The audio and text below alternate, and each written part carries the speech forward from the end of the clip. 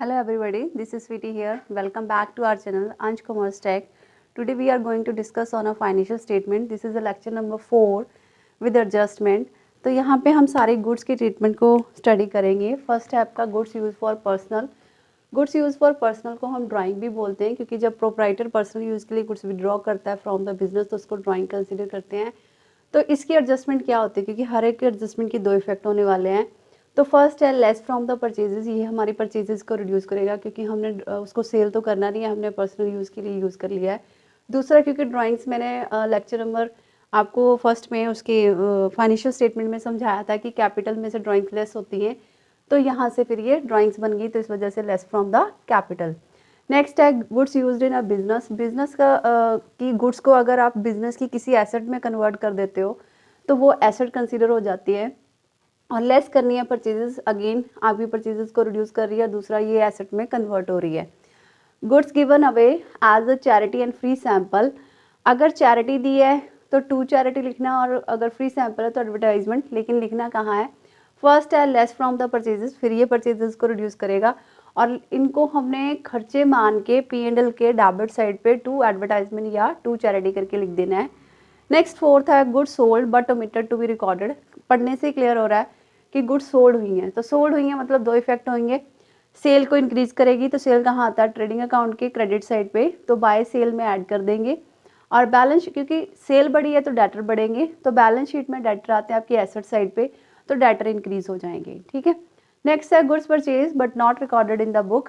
तो सेम वही है कि आपकी परचेजेज हुई हैं लेकिन रिकॉर्ड नहीं, तो परचेज बढ़ी है तो ट्रेडिंग अकाउंट में परचेजेस आती हैं डेबिट साइड पे, टू परचेजेस उसमें ऐड हो जाएगा. और बैलेंस शीट में क्योंकि परचेजेस का सीधा लिंक जो होता है वो क्रेडिटर से होता है, तो अगर परचेजेस बढ़ रही हैं तो क्रेडिटर भी आपके इंक्रीज हो जाएंगे. सिक्स्थ है goods distributed among the staff और अ स्टाफ वेलफेयर. अगर यहाँ पे स्टाफ वेलफेयर ना लिख के सिर्फ स्टाफ लिखा होता तो हम इसको सैलरी भी ट्रीट कर सकते थे. तो इफेक्ट क्या है? फिर से आपकी गुड्स यूज हुई हैं तो ट्रेडिंग में से लेस करेंगे परचेजेस. ट्रेडिंग के जो परचेजेस में डेबिट साइड पे परचेजेस आते हैं उसमें से लेस हो जाएंगी. और प्रॉफिट एंड लॉस में इसको एज अ एक्सपेंस शो कर देना है. क्या शो करना है इनको? As expense. क्योंकि यहाँ पे वेलफेयर एक्सपेंस लिखा तो स्पेशल एम्प्लॉयज वेलफेयर एक्सपेंस लिख सकते हो, और डेबिट साइड पे आएगा टू वेलफेयर एक्सपेंस. ठीक है. और अगर ये वेलफेयर एक्सपेंस ना लिखे अकेला स्टाफ लिखा होता तो हम सैलरी भी कंसिडर कर सकते थे. नेक्स्ट है आपका goods sold on approval basis. ये सेल रिटर्न बेसिस भी होता है. सेल रिटर्न बेसिस का मतलब है आपने अपने कस्टमर को गुड्स भेजी है, लेकिन अगर उसको अप टू क्वालिटी या कोई भी रीज़न है अगर पसंद ना आई तो वो वापस कर सकता है. मतलब सेल ऑन रिटर्न कि अगर नहीं पसंद है तो वापस आएंगी, तो उसको हम सेल ट्रीट नहीं कर सकते. तो यहाँ पे हमेशा दो प्राइस दिए होंगे, एक आपका कॉस्ट प्राइस दिया होगा, एक आपका सेलिंग प्राइस दिया होगा. तो हम इसको सेल नहीं ट्रीट करने वाले. इट मीन्स आपकी सेल रिड्यूस हो जाएगी. सेल कहाँ पे आती है? आपकी ट्रेडिंग अकाउंट के क्रेडिट साइड पे. बाय सेल लेस करेंगे sale on a approval basis या sale on a return basis less कर देंगे. यहाँ पे ध्यान रखने वाली बात है कि यहाँ पे दो प्राइस है, तो याद रखना जब भी सेल में से लेस करनी है तो सेलिंग प्राइस से लेस करना है. तो सेलिंग प्राइस जैसे यहाँ पे मैंने 10,000 कंसिडर किया तो वो लेस हो जाएगा. तो अगर सेल रिड्यूस हुई है तो मैंने पहले भी आपको बताया कि सेल का सीधा इफेक्ट डेटर के साथ होता है. तो बैलेंस शीट में जितने डेटर है डेटर में से भी सेल अप्रूवल बेसिस जो भी गुड्स गई हैं एट अ सेलिंग प्राइस ये भी लेस हो जाएंगी. ठीक है. दो इफेक्ट ये हो गए कि सेल रिड्यूस है तो डेटर भी रिड्यूस हुए. अब तो सेल तो उनको कंसिडर नहीं किया, बट क्या कंसिडर करेंगे? उनको स्टॉक कंसिडर कर देंगे. तो क्लोजिंग स्टॉक आपका ट्रेडिंग अकाउंट में इंक्रीज हो जाएगा तो उसमें ऐड हो जाएंगी. बट हमें पता है कि क्लोजिंग स्टॉक ऑलवेज भी होना कॉस्ट प्राइस, कि हमेशा ये कॉस्ट प्राइस पे होता है, इस वजह से यहाँ पे मैंने कॉस्ट प्राइस को ऐड किया है.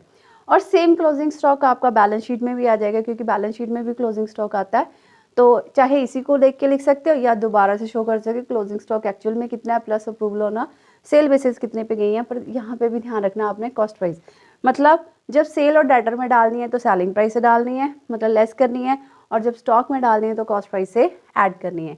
तो this is all about the sold on a approval basis. Next है एक्सीडेंटल लॉस.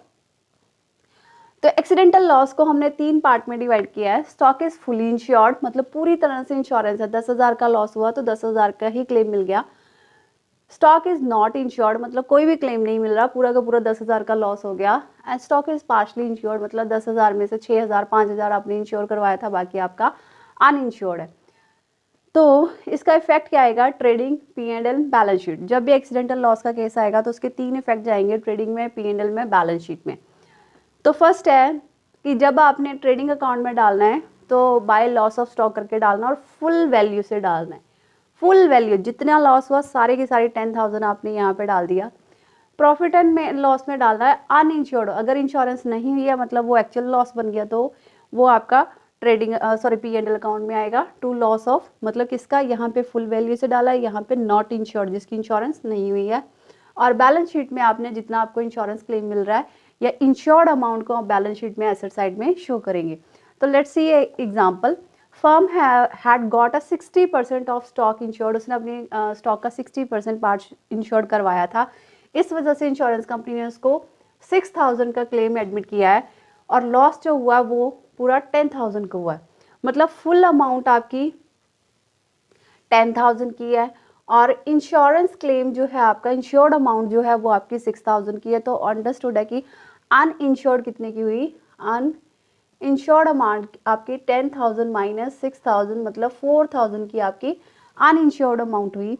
तो इफेक्ट कैसे आएगा ट्रेडिंग अकाउंट में, देखो बाय लॉस फुल वैल्यू 10,000 क्योंकि पूरी की पूरी इंश्योरेंस पूरी की पूरी वैल्यू लॉस हुई है तो पूरी वैल्यू जितनी लॉस्ट होती है वो ट्रेडिंग अकाउंट में आती है। प्रॉफिट एंड लॉस में अनइंश्योर्ड हुआ 4,000 मतलब अभी भी 4,000 का लॉस रह गया। वो वैसे मैंने ऐसे करके सॉल्व भी करके बताया। 100 में से 60% इंश्योर्ड हुआ तो 40% अनइंश्योर्ड है, तो 10,000 का 40% करोगे तो 4,000 आएगा loss of stock. Profit and loss में डेबिट साइड पे क्योंकि लॉसेज जो होते हैं वो डेबिट होते हैं। और बैलेंस शीट में आपका मैंने जैसे बताया था एसेट साइड पे इंश्योरेंस क्लेम जितना इंश्योर्ड हुआ तो इंश्योर्ड कितने की हुई 6,000 की या 60% अमाउंट वो आपने बैलेंस शीट में डाल दी। तो ये एक्सीडेंटल लॉस केस है। आपको केस कोई भी आए, हो सकता है कि फुली इंश्योर्ड का आ जाए, फुली इंश्योर्ड है तो एक यहाँ पे अमाउंट आएगी सीधी, यहाँ पे आएगी कि अनइंश्योर्ड कुछ नहीं है तो प्रॉफिट एंड लॉस में कुछ भी नहीं डालेंगे। पार्शली का केस तो मैंने समझा दिया।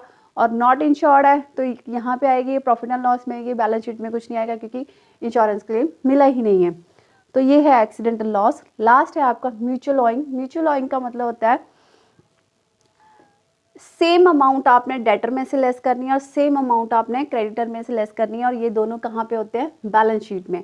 होती क्या है, let's see example, sundry creditor include amount due to a person से ₹5,000 कि आपके एक क्रेडिटर है ए पर्सन जिसको आपने 5,000 देना है, लेकिन वही पर्सन आपके डेटर में भी इंक्लूड है जिससे आपने 7,000 लेना है। ठीक है, आपने 5,000 उसको देना है और उसी पर्सन से आपने 7,000 लेना भी है।